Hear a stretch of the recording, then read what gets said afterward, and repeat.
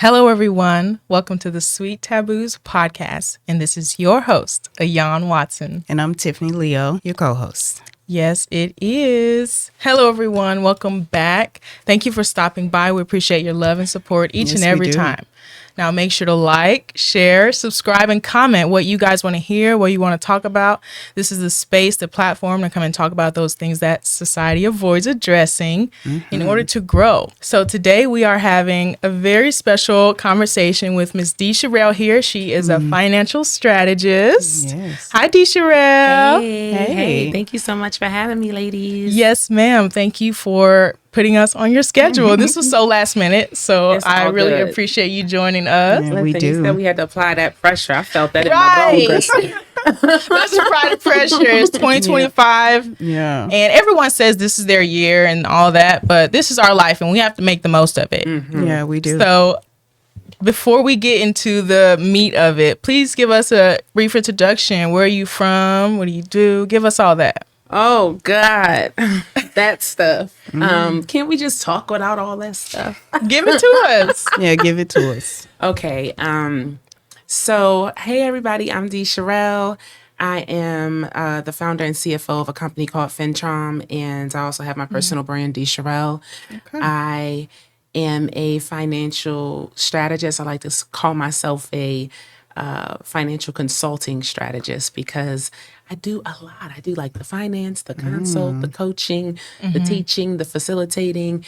But essentially, really what my goal is to help entrepreneurs be financially prepared to step into a room and be investable and bankable.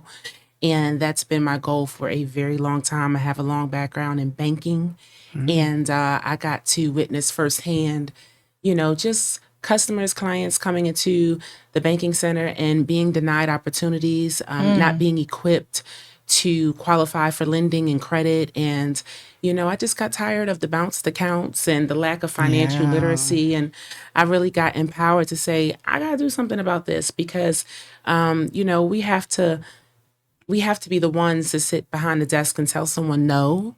That, they gave us their trust. We took that social security number, all of that personal information, and now we have to tell you no, right? Without a roadmap to a yes. And so I really started my business with that roadmap to a yes in mind. Ooh. Oh, I love and that. so really started off just literally like giving away everything that I had in terms of like IP and knowledge and just really just information dumping on people and just really trying to do it all.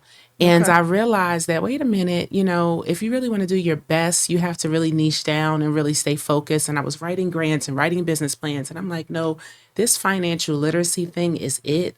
This is where I need to stay focused and centered. And there's so many pieces to financial literacy, right? But I had to get very focused specifically about my entrepreneurs because entrepreneurship is something that runs generations in my family.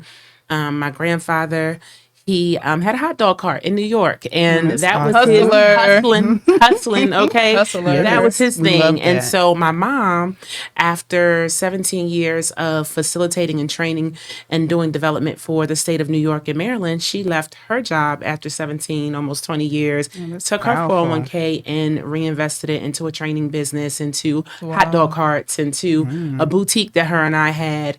And my dad left his job after engineering of like 20 years, and he did the same exact thing. And, unfortunately, those businesses didn't do well. You know why? Because I learned that you can have money and passion, but when you don't have a plan, baby, it will fail. Right. And so that's when I got really empowered that, wait a minute, let's build roadmaps to yes, but let's also have a plan while we're doing it, right? And people don't like to plan because we want to live in the moment and it's all about instant gratification in this time that we're living in. But the reality of it is that we have to plan. And when we are business owners, we have to just not only see business today, but we have to see business tomorrow and we have to see business 10 years from now, right? And so one of the perspectives that I realized was missing in our community is that we don't look at our business 10 years down the road. No. We should be looking at our business 10 years down the road and we should be thinking it backwards to today, right? But we don't do that. And so as a result, we're in this hustle hustler phase, this in the moment instant gratification phase, because we haven't even thought about 5 years, 3 years, 2 years. So what I do and what I really truly focus on right now, within my independent brand with my one-on-one clients, is really helping to build out that business financial plan, really get that forecasted thinking, really laid out. And I build out forecast, I build out what that financial statement currently looks like today. And I really just build out funding strategies and financial strategies that help that client work through their specified financial goals, their milestones throughout the course of 12 months, 36 months, 5 years, right? So that's really my heart. I love doing that. What I learned about doing that, because I always learn something about something that I'm doing in my journey. Right. What I learned about As you should. as I should, right? But what I learned about doing that is that you can help entrepreneurs down on the ground with financial planning, but if they ain't making no money to invest in a financial plan, then they won't. What they'll invest in is marketing and making their business look transactional, even though it's not. And so I left Maryland after a little over 30 years of living there. Born in New York, lived in Maryland all my life, went to Houston because I thought I was going to shake up founders during COVID and tell them, like, hey, you need a business financial plan. They didn't want to pay for one because they wanted to look like businesses, but they didn't want to transact like them. In Houston, that's not all of y'all, but it was enough of y'all.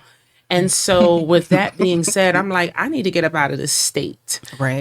Because y'all are not ready for what I have to bring to the table. And I'll be back and y'all need 2 more years. Pressure. So I came to Tulsa, and I've been here a little over a year, and I've done so many different programs here. Y'all, I'm leaving so many things out that I do. And because it's, I'm not going to say it doesn't matter to me. Impact matters to me.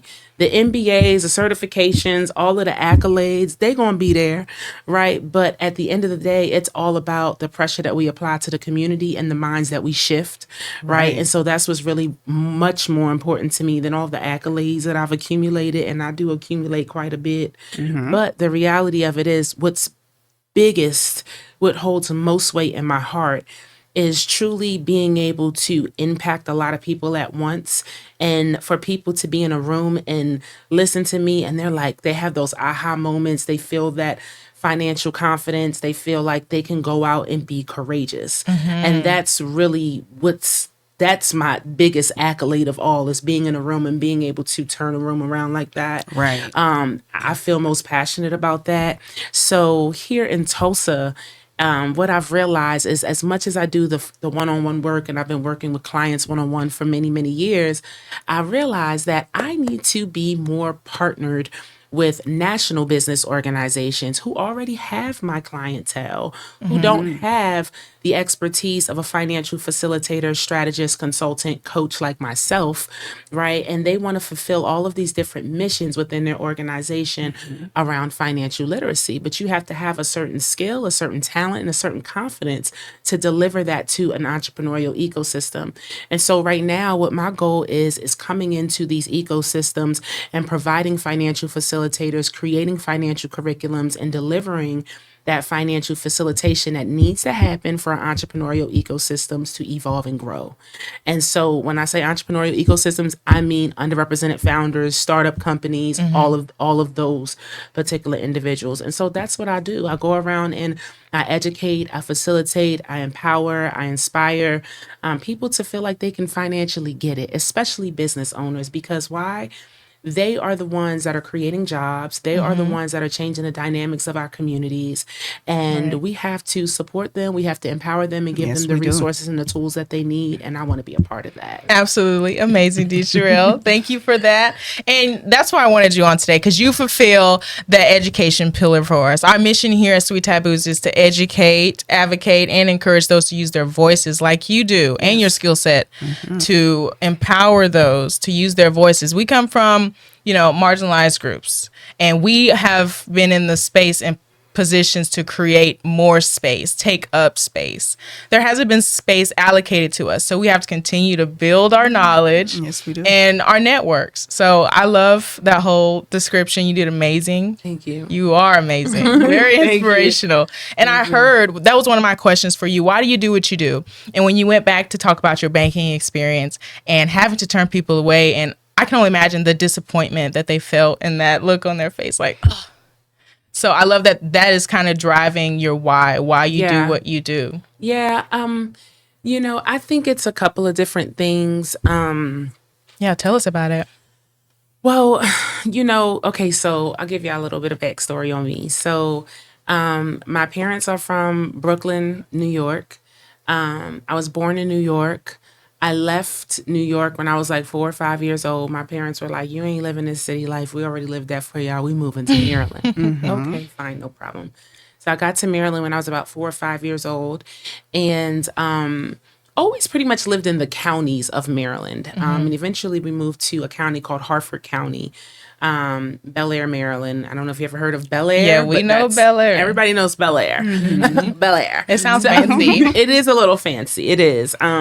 So I went to Bel Air Middle and Bel Air High, and I always like to preference this because I was, a minority. It was probably like, I don't know, maybe less than 10 Black kids in my school in both middle and high school. Wow. And I just remember, always kind of just, I always felt kind of just super advanced than a lot of my friends around me because I just always had so much information in my mind. I can tell you're very information-oriented. I love it. Thank you. And as much as I learned being in these environments of just more prestige, more class, I wanted to go to a HBCU. I was like, I don't want to do this no more. I'm tired of being a minority. What does it feel like to be around like my culture? Even though like at home it was like my culture, but I was like searching for, groups that, really like I could truly feel comfortable in throughout those years. And I had my circles of friends and things like that. But I like to preference this part of my life because if you know anything about some of the cultural differences between potentially even being in an all Black neighborhood versus even living in an all white neighborhood, some of the things in our community that we like to privy as important are not important in the other community. So like in other words, having home ownership, owning modest cars, wearing basics, right? But quality basics. Right. And repeating, like, like I grew up around people like that, they saw wealth as ownership, right? They didn't see wealth as a Benz or as a Gucci bag or as how many chains can I get like so-and-so, right? And there's no shade to that because, I find something jazzy about both sides, to be honest with you. Me too. I do, right? But I like to still, like I say, really talk about this part because I was raised around that type of community, I missed needing a Gucci bag and needing a Benz and I missed that, right? Like to this day, that's still not important to me. Right. And so I feel like having that experience, going to a HBCU. Where did you go? I went to Morgan State University. Shout out to my Bears, my Morgan State Bears. Being in corporate for 10 years, coming out and having an entrepreneurial background, being a contractor, 1099 person since 2018. That's awesome. I've had a chance to be in so many different shapes and molds. And I feel like a part of my why is because I've seen so many different walks of life, got married. Let me throw this in there, y'all. I got married, divorced, domestic violence, all the things that happened in Maryland, which transitioned me to Houston. And so I've gone through all these different life experiences and I've been in all these different settings, right? And so I feel like when I see my community struggling with financial literacy, I want them to know, like, if I could do it, y'all can do it. Right. You know what I'm Exactly. saying? Like, if I can go through all of these different forms of environments, right, and have to keep readapting myself so many That's times, powerful. is something that anybody can do. You know, now anybody may not just wake up and do that, but I think a part of my why is having all of these, you know, different cultural backgrounds and a lot of high ambition and things like that. I feel like I want my community to see how it can be done. Right? My way may not be the perfect way, Right. but the fact that it is a way and the fact that it is happening and it is motivating and inspiring people, I want that to continue to penetrate in my community, because I have a saying that it's possible to come back, right? And I've gone through literally every abuse that you can think of from the age 4 to 33. At 33, that was my cutoff. Jesus year, that was my cutoff year. You won't abuse me. You will respect my boundaries. Come on, You will Jesus. respect Come me. on. You will do all of that, right? Took me some time to figure that out, but my why is really based on wanting my community to see someone that's multifaceted, see somebody who's resilient, see someone who's been through so many different challenges. Yeah, I was brought up in a white neighborhood, but it wasn't easy for my parents. You know, that don't mean that believe it was a perfect situation. It wasn't. It was a struggle still at times, right? But we were there, and you know, I'm fortunate that I had those experiences, because they very much contribute to who I am and where I am. But I want my community to see someone like me who has had to bounce back so many times. I want them to leverage that as an example.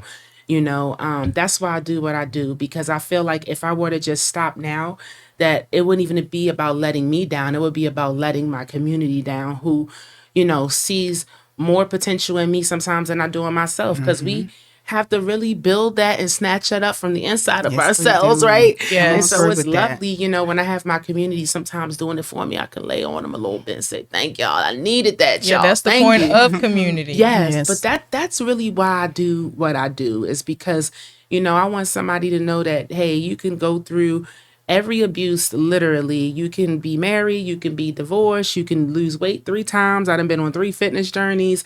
You know, you can go through sexual abuse, physical abuse, domestic violence, court, all those things, you know, figuring out, you know, your placement as a minority, figuring out your placement as a majority, all of those things, corporate to being independent, not, you know, not having a consistent check. And I've worked through it Yeah. all, right? Wow. Not all, but I've worked through enough Hey. where I want Very people, resilient. Thank you. I want people to, you know, see me and know, like, you know what? If D.Cherelle can keep going, I can too. That's why I do it, honestly. You have a very powerful testimony. Thank you. You do. Thank you. Thank you. I mean, so many go through struggles and, like you state, don't know where to start. And you've been through so many changes in your life, and you could have thrown in the towel, but you didn't. And so give yourself a pat on the back. I mean, because you Yes. have done phenomenal. Thank You're an you. incredible Thank you, woman. thank you. And to even speak about what you've done with what you were handed, and you've turned it into something more that is impacting so many different lives. Yes. And so I truly love what you have and the movement that you're causing right now. Thank you. This Thank was you. divine, by the way, guys. It was. We met D.Cherelle. It was February, early February. Was it No, March? March. March 1st. It was March. March. It's been a month. Or March 15th or 15th.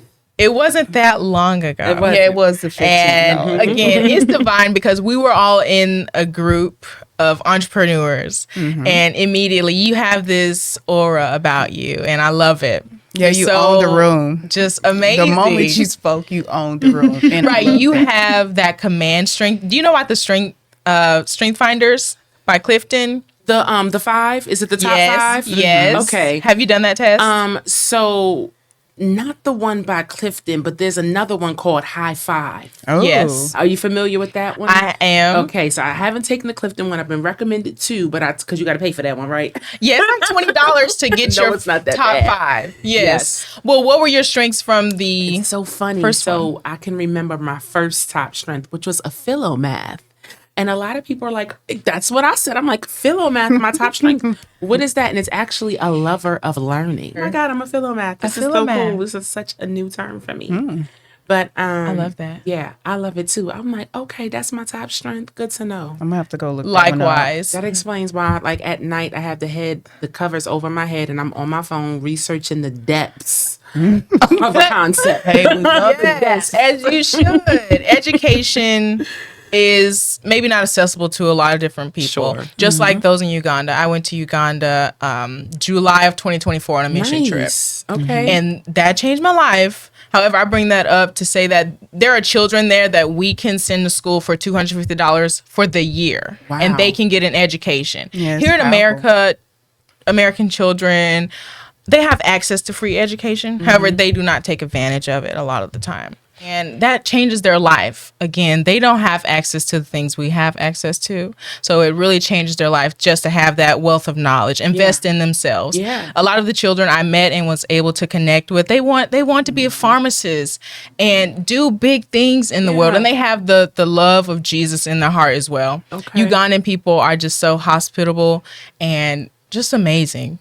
I recommend go to Uganda. They'll love on you no matter how you look or anything. They'll just love on you because they have the love of God in them. So I love that. I love that. Yeah. Now we need to see how we can connect with you. Okay. Are you traveling around with your events? Are you just in Tulsa right now? Let us know what's coming in the future for 2025. So I told you, just finished the Black Wall Street Times Elevate Her conference on the 29th. And then I did a workshop right after that, Vision and Legacy Digital Vision Board workshops. I had just did that. This was all like literally within the last 3 weeks. Wow. I've seen it. Yes. You are popping it out. Yes. And so now what's going on? Well, this past weekend, I was in Arizona. And I so my new company that I started in October called Fintrom is a spinoff from the consulting company that I had, Business Squared, for the last 8 years. Learned a lot of things with Business Squared. Time to dissolve it.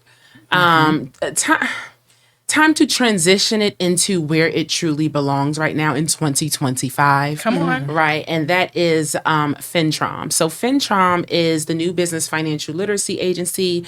And I haven't talked about it as heavily on social platforms and things like that for the fact that, you know, this whole pitching, getting your business out there type of thing, it really sets you up for people to steal your ideas and, you know too much about your business. And sometimes in business, we need to just sell our business, right? It's not always just about getting funding. It's about where is the leverage at in your business that you can open up your mouth or write down the grant or the opportunity, right, to get what it is that you need.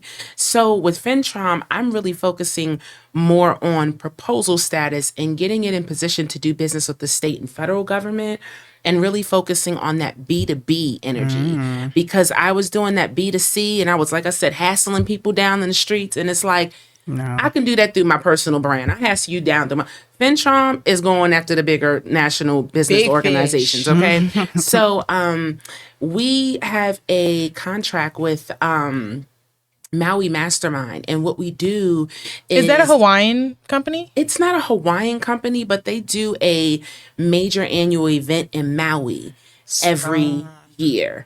And so they do 4 live events a year. Well, a year, 1 a quarter. And it's basically a business coaching program. Their clients are profitable, $500,000 upwards to $15 million a year. And they have a very nice large clientele. So what they've done is they've acquired business coaches and advisors like myself, right? And they have provided us with their clients to be able to support throughout the development of their company. And so right now in 2025, I am working with these multimillionaire CEOs, and I'm assisting them with like maintaining different areas of their business and helping them kind of close the gap on any limiting factors that they have in their company, pushing those limiting factors back, and just working with them ongoing with their business challenges and growth and development. So that's one of the things that we're doing. We're really excited about our ongoing contractual space with them. And then this week, we are going to be speaking at MidCon Venture Capital Summit. That is really mainly hosted by Contrada Ventures, which I believe is one of two investment firms here in Oklahoma. And so they put together this annual event, and it's all about workshop, literacy, investors, founders, kind of all coming together and building community within this virtual summit.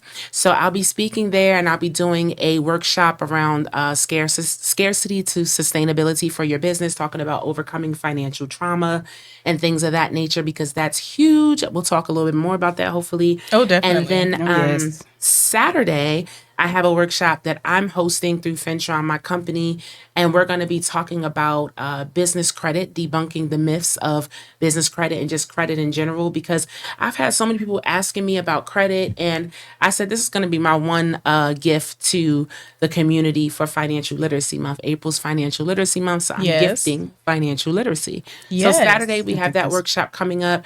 That's 12:45 to 2 o'clock at Gradient. And then the following week on the 30th, we have the Leadership Tulsa event. I'm really excited about that. That's actually going to be at River Casino. I always want to call it Riviera. Yeah. River Spirit. It's going to be there. And I believe it's like 9 to 2. So that's April 30th, next Wednesday. So I'm really excited about that. Yes. I'm also in the process of writing a book. The first draft is going to be done the first week of May. So I'm really excited about that. And actually, I was a co-author to a book called Money Talks. And so there was a third edition of that, and I was a part of that third edition. So I should have it with me. I got to do better with bringing it with me. But so that's something that's coming up. What else we have going on? So I have one other big announcement. Is maybe I'll say it now because I haven't really announced this or publicized this yet, but I guess it's time. I'm gonna do like a whole photo shoot and everything around it. Come on, PR. Come on. So I'm really excited because Langston University has welcomed me as a business adjunct. So I'm gonna start my professorship in business. That is I'm really excited. Come on, businesswoman. I'm so inspired. I get chills just even talking about it because I haven't really had a chance to talk about it much. But they program with the correctional facility. And so one of my first missions as an adjunct is actually going to be inmates are going to be my first set of students. Wow. So I actually be going into the jail and they have about 8 students that are getting ready to graduate, and they actually need my classes to graduate. So I'll be teaching accounting 101 and 201. Help me, Lord. Help me, Lord. You know I love money, but you didn't have to give me the accounting classes, okay? The accounting classes. He said, listen, we're going to brush you all the way up, okay? Because the way your money about to be looking, you're going to need to brush up, okay? Claim it. 2025. So I'm really excited about our professorship that's coming up. And then I have some other things that are cooking. I have some proposals that are kind of floating around there cooking, and I'm just excited. So I'm so excited for The you. Lord is just blessing. He is. I swear he is. It's overwhelming, honestly. It's really overwhelming. But, one day at a time. Like I say, small incremental changes equate to large results. That is my go-to saying. And so one day at a time is going to equal in a lifetime of eternity. So Come on, abundant. I love it. So Wow. Miss D.Cherelle. I don't know what to say. I'm blown away. I'm really inspired. And we need this kind of energy fluctuating throughout the day, the community, the society. There's so many things that are attacking us left, right, up, and down. So I appreciate everything you are doing. Of course. And I'm so proud of you for how far you've come and everything you're doing. You're changing lives, truly. Thank you. You've changed my life being here. So I really appreciate you coming on today. Last but not least, what do you want our viewers and listeners to take away today? I really want the viewers and listeners to take away a couple things. So for one, it's possible to come back. It is possible to come back. Okay. Yes. Don't let anything keep you down for too long that you don't feel like you can get back up and make a comeback, because you can. Okay. You can. Come on. And it takes literally those small incremental changes that equate to that larger result. That result is getting up off the floor, right? And so, I think that oftentimes, and I'm always preaching this, but, when we see what we want to do, when we see where we want to go, we see the big picture. And we feel like if we just can't go and get that big picture, then I don't want it. Right? You don't want to do the things between right here and the big picture. You got to do the things in between. Faith without works is dead. Right? Seriously. Come on now. You have to be able to see something and be real about where you are and make the necessary notes and documentation of what happens between where I am and what I see, right? Because it's small incremental changes. That's all it is.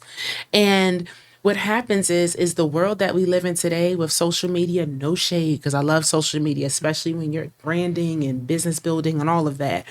But what happens is we see the big picture every day. Yeah. Every day is a big picture, right? So we think that big picture should just be falling down the sky and hitting us in the head and neck left and right. And that's just not how it works. And they don't show that. And so what I want viewers to take away is that, even though you're seeing a big picture every day, I also like to use this term of what's underneath the tip of the iceberg. So the big picture is the tip of the iceberg, but what's underneath the tip of the iceberg? Small incremental changes, small incremental steps, small incremental phases that it takes for you to get from the bottom to the top of that iceberg, right?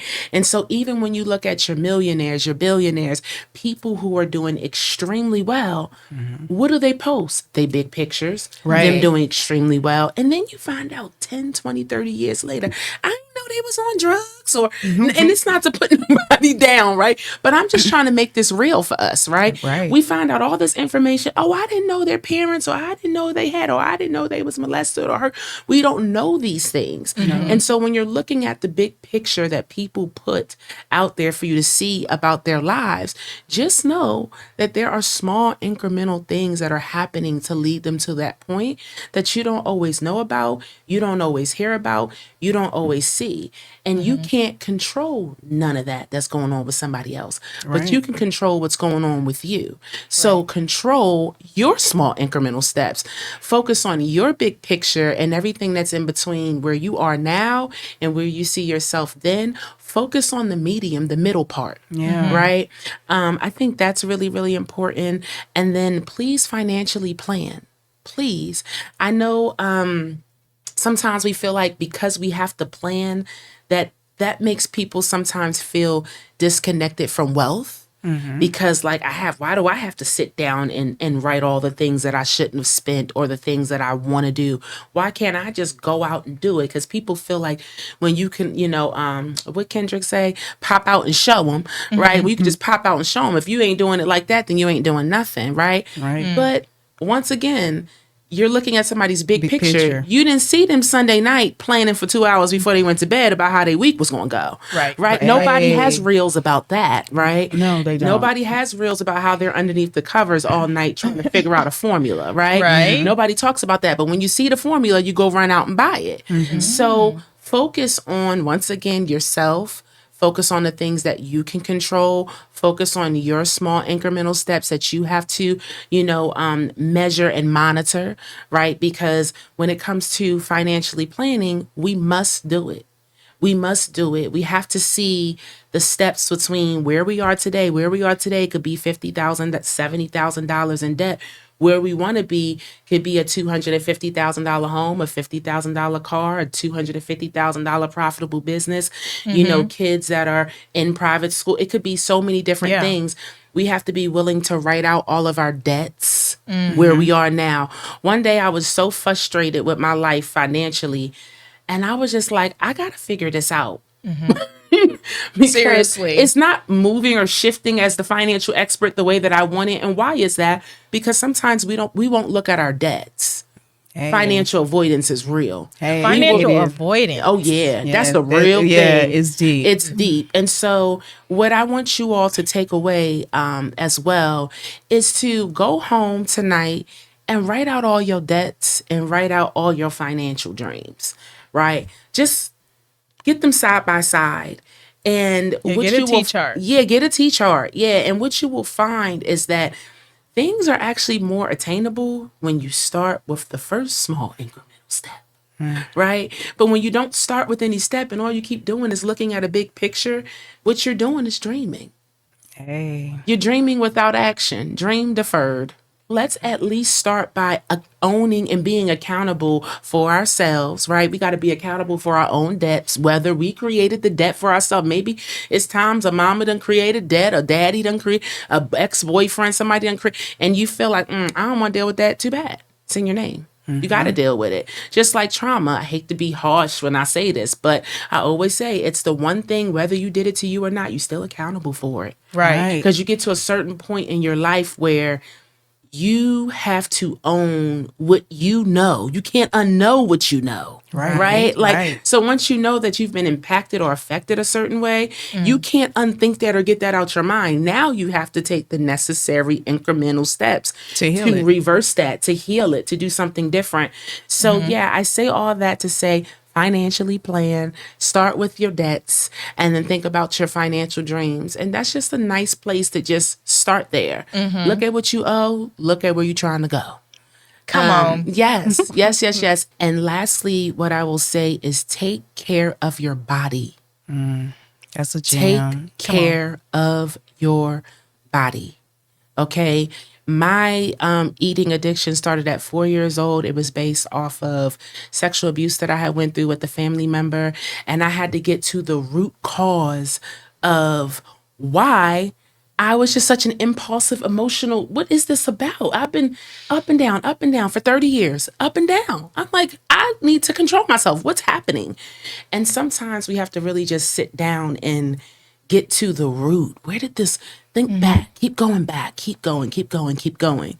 And I had to go back to a dark place in order to see the light, right? Sometimes you got to go dark to see the light, right? Yes. Come on.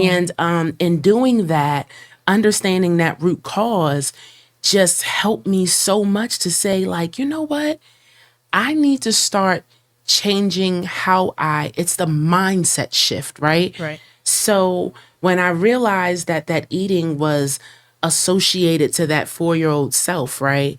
And I realized all the character and all the ways that I had built up around that person, all the coping mechanisms I had built up over the years, I realized that I had even brought people in my life to feed that part of me, right? And so when I look at some of those deep. relationships that were no good for me, that I allowed to feed that part of my life because I thought that was the requirement, right? I was so used to it. It's like you become classically conditioned to certain people who feed into a negative portion of your mindset, your life, your everyday through, girl. tendencies, right? And it's like when I realized that that's what I was doing, you know what I started doing? I started looking at the pockets of fat on my body as people that I shouldn't have let in my life. And so when I would look at that little back roll on the back that everybody be getting the BBL trying to get rid of, I put my ex-husband's face there. Because And it makes you work it on out. we get rid of it. I promise you. Because people are like, what keeps you motivated? I see certain people's faces on my body. It's crazy. I know it sounds crazy. But when I talk about changing your mindset and psyching yourself out, Yeah. sometimes you got to get that deep. You and do. So I was on the phone with my homegirl like 2 weeks ago. And she was like, man, it's just so hard for me. I said, you done with that ex-husband, right?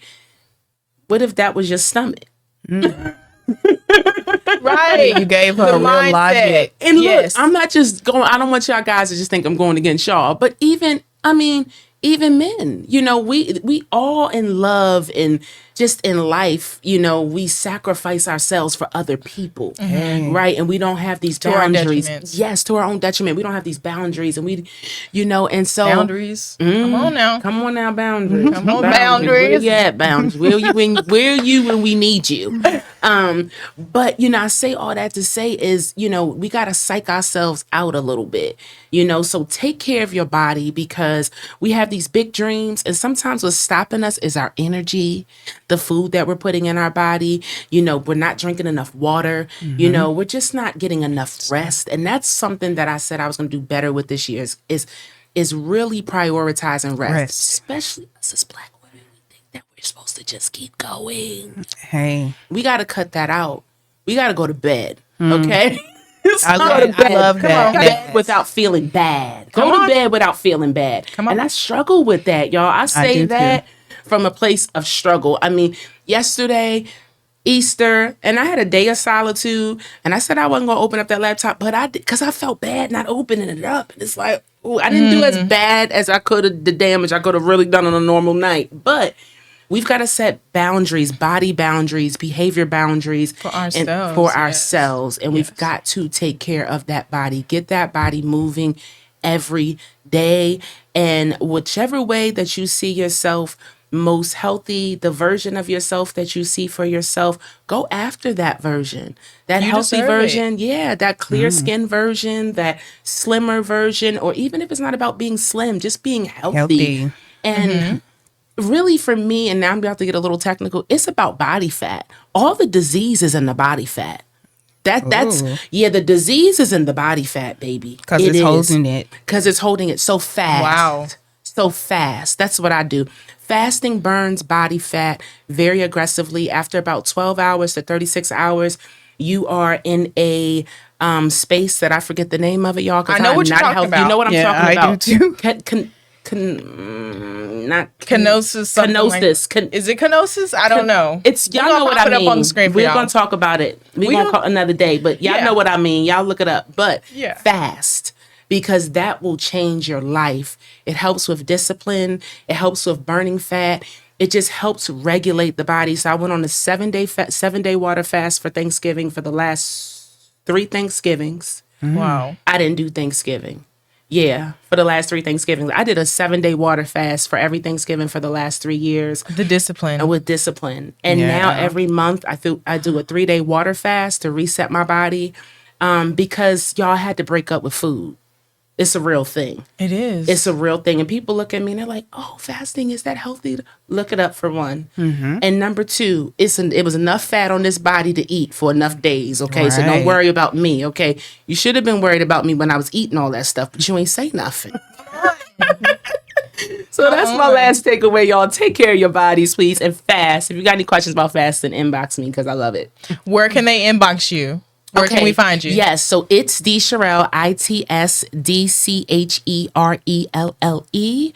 That's my Instagram. I'm also on LinkedIn, D.Cherelle Cohens. You can also email me, info@fintrom, FIN as in Nancy, TRAUM as in Mary.com. And you can visit my site, www.fintrom.com. And yeah, any of those events, feel free to come out. Definitely to the business credit one because I'm making that virtual this weekend. So, Okay, and it's free. for sure. So tap in. For sure. most definitely. Thank you so much, D.Cherelle. I'm course. so happy you came on today. Yes. I'm inspired. Yeah. I'm full. We thank you all for tuning in again today. Yeah, Our we mission do. here at Sweet Taboos is to educate, advocate, and encourage those to use their voices to make positive change in our society. Because it's in our hands, y'all. Yes, and we it is. have to put in the work, just like Ms. D.Cherelle has. Yes. Thank you all so much. And until next time, stay Stay sweet. sweet.